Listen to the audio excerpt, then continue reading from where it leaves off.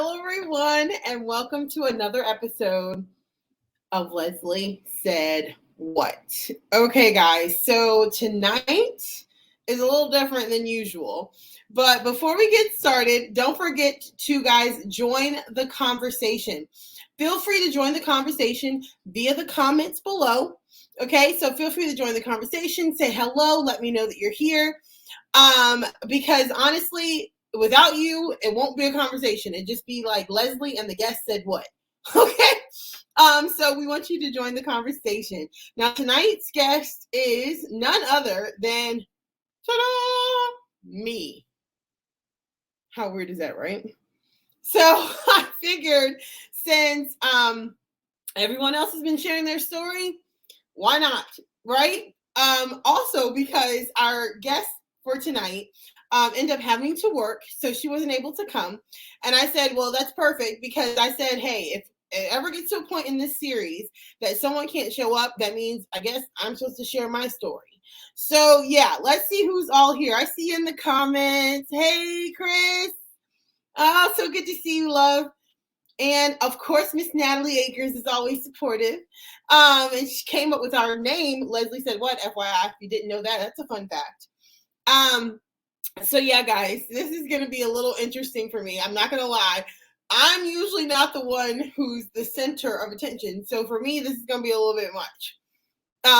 And I don't mean like center of attention. I mean like in as far as the show goes, because usually I'm interviewing somebody else who's sharing their story. And for those of you who've just now started following along, this series is The Storm That Built My Story. Okay, and so each guest has been a woman who has been courageous and amazing in sharing her story, and it has been great so far. So if you have missed it, definitely go back and catch the replay at lesliesaidwhat.com, or you could go to Apple Podcasts or Spotify Podcasts or any other major podcast network or platform and catch up on all the missed episodes. So tonight, I'm sharing my story. Oh gosh, guys, I cannot stand being vulnerable, but it is what it is. I don't mind being transparent, but I do mind being vulnerable. Okay, so anyway, here we go. So I'm going to share my story. So my story begins from the time I was 5 years old. So guys, my story it comprises of trauma and I guess you could say abuse and different things all the way up to this present day. Hello, Sister Becky. So yeah, so guys, it kind of gives me like a little to share, but here we go. So for those of you who don't know my backstory consists of me being bullied and teased and a little bit of everything from the time I was in kindergarten through my 11th grade year of high school. Yeah. So it started one day, a girl got on the bus from when I was 5 years old. And from that point on, all the way through my junior year of high school, of what people don't realize and remember is that the same kids that are with you, if they never move, they're with you forever. So it was her. And then from there, it turned out to be other kids and constantly being bullied. I was slapped in the face, hair pulled, called all kinds of names, literally to the point where I had no self-esteem and no self-confidence. It basically diminished. So can you imagine from kindergarten through your junior year of high school being bullied by the same people over and over again, and then for it to continue to grow in numbers of the people who would just tag in and join in? It plays on your self-esteem and your self-confidence. A lot of people don't realize that when it comes to children, they're like, oh, kids will be kids. No, kids will not just be kids. And it shouldn't be something that's just brushed off. Kids are who you train them to be. And so for me, the kids who were bullying and teasing me and all types of other things is what literally played on my mind and my self-esteem and my self-confidence to the point where I honestly just wanted to die. I remember coming home from school, getting off the bus and going into the closet and literally getting to a point where I would just scream and cry and try to figure out how to die. I just wanted to be away, gone. And again, that all transpired as a result of years being bullied and told that you're ugly, you're fat, you're this, that, and the other, you're blah, blah, blah, blah, blah. You'll never be nothing. So me having that constantly played into my head, I started to believe it. And so being told that you're nothing, being felt as if you're nothing on a day in and day out for so many years, whether you wanted to or not, guys, makes you almost disappear and lose yourself. So I didn't even know who I was, honestly. Because every time someone would bully me or tease me, I would try to shift things to fit, like, okay, well, I would observe them, right? And all this is going to come together in the end when I explain it. I would observe them and see, okay, what is it that makes them not make fun of this person? So let me see what that person's doing, and then I'll start doing that. So then I pretended to be this person or that person. And I tried to adhere to what this person or that person would do. And then I was like, okay, well, they don't make fun of her. So maybe if I wore my hair like this, or maybe they don't make fun of this person. So maybe if I look like this, or if I try my best to do this, that, the other, to the point where I didn't have an identity. My identity lied in whatever it was that I was choosing to be at that point. I guess you can say all I wanted to do basically was to be accepted, and whatever that was gonna look like, I was willing to do. Whether it was changing myself, my personality, anything, just to fit in.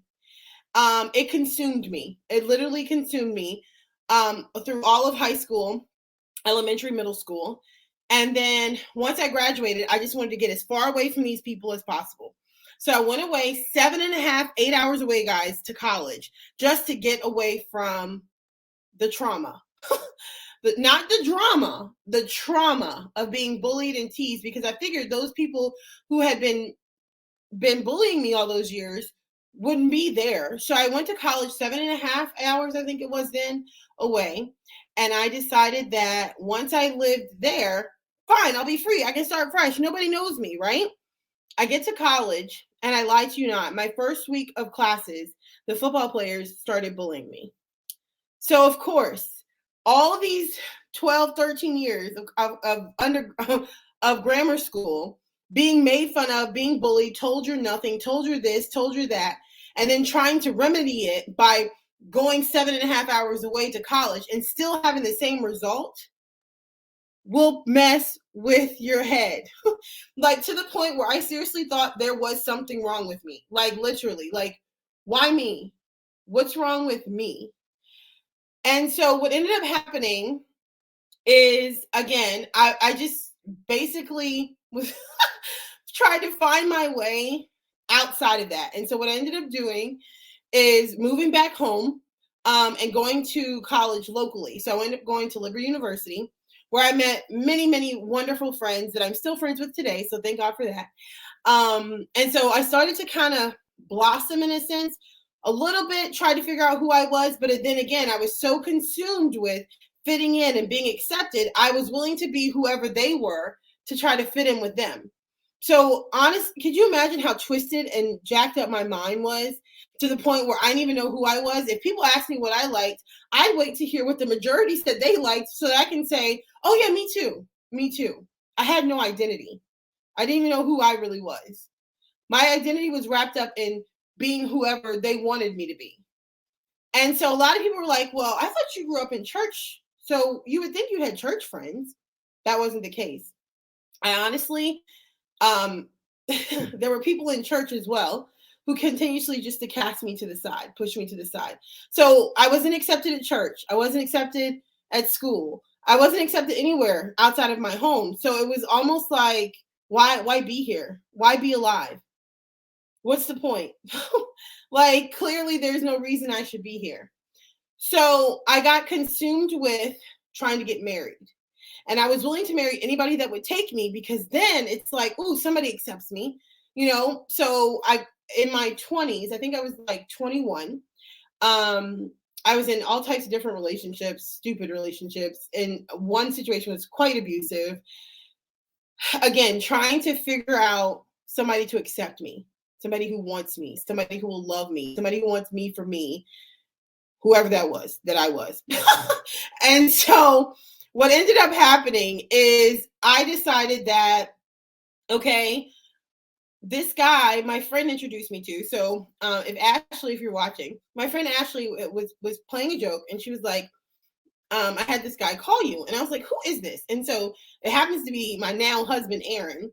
She had to call me. And so he and I were talking on the phone one night, and I was like, look, dude, I have no tolerance, no patience, because I had just been in a terrible relationship. And I was like, and it was an abusive relationship. So I was like, I had no patience for it. I was like, dude, you need to go somewhere. Well, what ended up happening was I contacted my pastor at the time, and I talked to him about it. And I said, hey, this guy keeps trying to tell me he's my husband. He wants to be together. He wants to be whatever. And I was like, yeah, no, right, Papa? And he was like, wait, what? And I explained to him who the guy was. And he was like, oh my gosh, he's such a great guy. He's such a great guy. So meanwhile, I'm like, oh shoot, I hung up on him. So I'm like trying to call him back. And back then it was when, you guys remember those phones where it was like free after 9 to call and free nights and weekends type of thing. So, and he had a prepaid track phone. So he was out of minutes. I didn't know that though. When I was trying to call him back, I thought he was ignoring my call because I was so rude to him. So I was like, well, Lord, I wanted a husband and now he's gone because I was so impatient and I was this, that, and the other. Well, what ended up happening is he ended up getting more minutes on his phone and charging it and then calling me back. And then from there was history. Now get this. This sounds crazy, all right? I'm about to blow your mind a little bit. My self-esteem and self-confidence was so minimal and so non-existent that I married my husband without even being in love with him. And he knows this, so people don't be like, oh my gosh, poor Aaron. No, he knows. And he gave me permission to share this. He's totally okay with it because God knows I love him now. But I married my husband because he offered. That's literally, I know that sounds crazy, but that's literally why I got married. He offered. So I was like, fine, sure, why not? He's willing to marry me. Nobody else wants me. Everybody else thinks I'm ugly. Everybody else thinks I'm this. Everybody else thinks I'm that. All those years of all the things that have been said to me and being bullied from that 5-year-old all the way to that teenage 17, 18-year-old, all that stuff was playing in my head all the time. So I had no self-esteem and no self-confidence for myself. So I married my husband because he offered, not because I loved him, not because I thought, number one, for sure, he's the one who God has for me. It was more like, sure, I have, maybe. I mean, I don't see why God wouldn't have him for me. He was nice. So I was like, sure, why not? I'll meet you at the altar, dude. And literally, we met on the phone, via phone in May, and got married in September. Like, literally. Again, not loving him, not knowing him, nothing. I just did it because I was like, hey, he offered. Again, that shows you how little self-esteem and self-confidence I had because I figured I'd take whoever would take me. Crazy, right? Crazy. That's why I say when people say kids will be kids bully, kids tease, kids whatever, it's never okay. You have no idea the amount of trauma, the amount of, what's the word? The amount of, I don't know what the word would be, but whatever that word is, it takes a toll on a child. From the time for being told this, that, and the other, you're nothing, you're that, you're this, you're whatever. All those years plays in your head. Can you imagine, guys, how this could have gone really, really wrong and really, really bad? Because, like I told you, I was willing to marry whoever would take me. And imagine if my husband wasn't Aaron Robinson, who you guys all know is the most amazing man ever. But imagine if it wasn't him. Imagine if it was some psychopath or some whatever. Because my self-esteem and self-confidence was so low, I was willing to take whoever would take me. And and that's how women get into situations where they marry into a relationship, not for love, not for because they know, but because it's a option. It's a form of security to them. Imagine if I had gotten married to someone who treated me otherwise. My self-esteem and self-confidence was so non-existent that he could have manipulated that. They could literally manipulated that and formed me into somebody that I don't even know what I would have been. But Aaron instead constantly reminded me that I was beautifully, constantly reminded me that I was worth it, constantly reminded me of how awesome I was, to the point where I honestly started to believe it myself. And so once he, again, in combination with the Lord, of course, I was able to kind of start to see myself and try to get to know who I was. But guys, wait for this.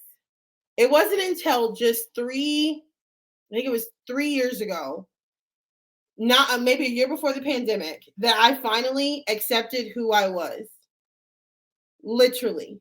So right before the pandemic, that I finally accepted who I was as a person.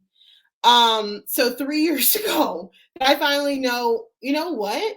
And God took all of that pain, all of that darkness, all of that hate for myself, and turned it into an opportunity to share and now to spread joy. Because I'm telling you, when you get the joy of the Lord on the inside, it helps to clean up all that stuff. No, it's not magic, but it makes a huge difference. So when I decided that, hey, all those years I was trying to be accepted by people, all those years I was trying to be accepted and fit in, I was already accepted years ago, all the way back to Calvary. Okay, is when I was accepted. Is when Jesus died on that cross, is when I finally was accepted. But I didn't see that. I didn't know that. I didn't understand that. And I couldn't embrace that. All I wanted was for people, whoever, to accept me and to love me. But I'm sorry, sometimes it brings me to tears to know that, wow, God himself loved me enough. It doesn't matter who accepts me here. It doesn't matter if nobody wants me here. It doesn't matter how bad things can get. And to the point where people can say things that fester in your mind over those years, that could corrode your brain and corrode your mind, to think that you are nothing or that you aren't worthy. It takes someone more than just a husband. So if that's what people marry into, or a wife or whatever, marry their husband and their wife and hoping to finally feel accepted and feel loved and fill that void and fill that hole that's there. I am a testament to tell you, nothing can fill that void and that hole like Jesus. Because I'm telling you, I literally wanted to die. I stood up in church, I think it was 4 or 5 years ago. I stood up in church and I said that no, I wouldn't commit suicide because I don't believe that that's of God. That's just my belief. I don't believe that's of God. So I said, no, I won't commit suicide, but Lord, if you could just take me out, just let me die. Please, God, just let me die. I begged and begged for God to kill me, but he wouldn't. And so, and then I was like, well, Lord, what am I supposed to do with this? What do you want me to do then? If you're not going to kill me, if you don't want me to, if you want me to still be here, you got to tell me what I'm supposed to be doing, because I don't get why I'm here. I don't know why you want me here. And I will never forget, I was in Kuwait, and what came to me was, I want you to take your joy and share it through comedy. And that's where Christian comedy comes in, or my comedy ministry, or whatever you want to call it, clean comedy, comes in. And so when I was younger, I was constantly being told that I was too silly, that basically I was pointless, and all these things constantly were told. I was being told. And so when God called me into comedy, he told me, he said, you were too silly for a reason. You were too silly for a purpose. So he took those negative things that were being said to me and made them into something positive, which is where Leslie Robb Comedy LLC comes in. And so he told me to take all the negativity that ever happened, all the negative thoughts, all the negative words, all the negativity, And he said to place them under your feet and allow them to prop you up into your place of purpose. And so that's what I did. And to this day, I keep myself reminded of that I need to just take all the negativity. It doesn't matter where it comes from, how it comes, when it comes. Because, it's not magic. It doesn't miraculously, you don't miraculously forget all the stuff that you've been through, right? You don't miraculously forget it all. But whenever it comes to my mind, I remember God is with me. He's called me to this. He has a reason and purpose for me to be here. My depression and my anxiety and all those other things, of course, all play into that. But I honestly got to a point now where I can handle it better. No, I didn't get over it. No, I didn't get better, but I got through it. And he taught me how to get through it. And that's honestly how I now want to live. I now want to live. And honestly, because I now know my purpose of living. So a lot of times when people want to commit suicide or they don't want to be on this earth anymore, or they want to die or they don't want to be here, it's because they don't know that there's more that God has for them to do. They don't know that God hasn't taken you out because he doesn't want you to go anywhere yet. He has a reason and a purpose for you to be here. And so guys, once you find your reason, once you find your purpose for being on this earth, is when you honestly get to the point where you can be better. You feel like there's a reason and you push and you fight to stay here because you have a reason and purpose to be here, because you know what God wants you to do. And now that I know that comedy is what God has called me to do, because honestly, guys, comedy breaks the ice. It breaks the ice for people who don't want to hear this and don't want to hear that. But if you can get them to laugh, it's medicine. It soothes them. It heals them. And so then they can hear from God and they can hear the things that they need to hear and things that they need to do. So, and just bringing joy to them and keeping people encouraged. That's why God has given me the theme comedy and encouragement for Leslie Robb Comedy, because the two go together. Yes, I want to bring people joy. I want to bring them laughter, and I want to keep them encouraged.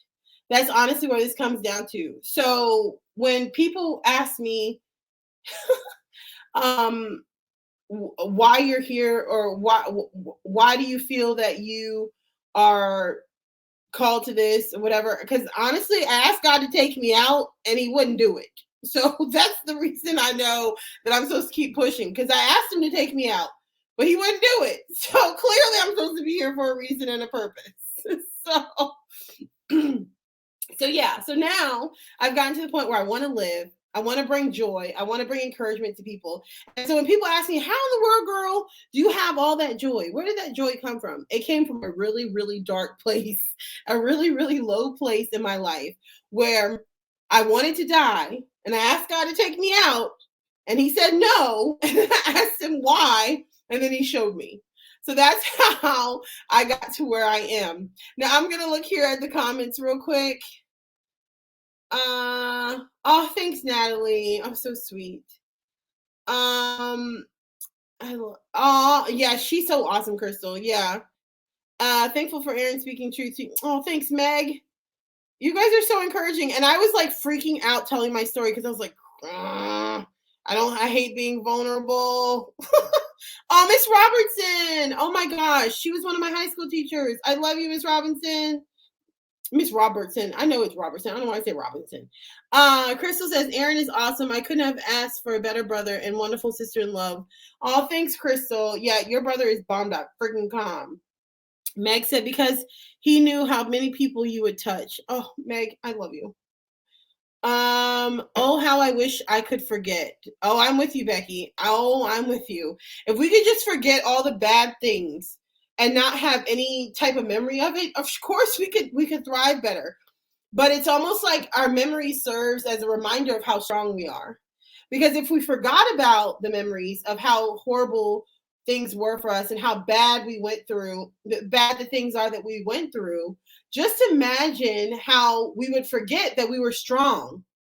So we can't forget. I don't think he will allow us to forget the bad things that happened to us and all the bad things we went through. I don't think he will allow us to forget it, because then we'll forget how strong we are. That's just something I wanted to share that with Sister Becky. And hey, girl, hey, Ness. Oh, thanks, Ness. And Sister, I guess so. Oh, I'm so glad you're enjoying it, Sister Becky. Definitely, you should share your story when you're ready, of course. No pressure, but you should totally share your story. So just let me know when you want to be a guest and share your story. So yeah, guys, I hope that helps somebody who may be struggling and not seeing their true worth or knowing or embracing what it is that they're called to do. Because I'm telling you, once you embrace your calling, you'll know why you're here. You'll know your purpose and you'll know why he has you here. Until you embrace your purpose, until you embrace what he's called you to do. And I'm not saying what you're passionate about doing. That's different. Because like when you're passionate about something, that's something you may be good at, but just because we're good at it doesn't mean we're called to do it. Okay. There's lots of things we can have a talent at, but there's certain things that we are gifted at that he's called us to use and to operate in. And that's what we need to do, is focus on the calling, not just the gift or the talent, but what's gifted as far as the calling.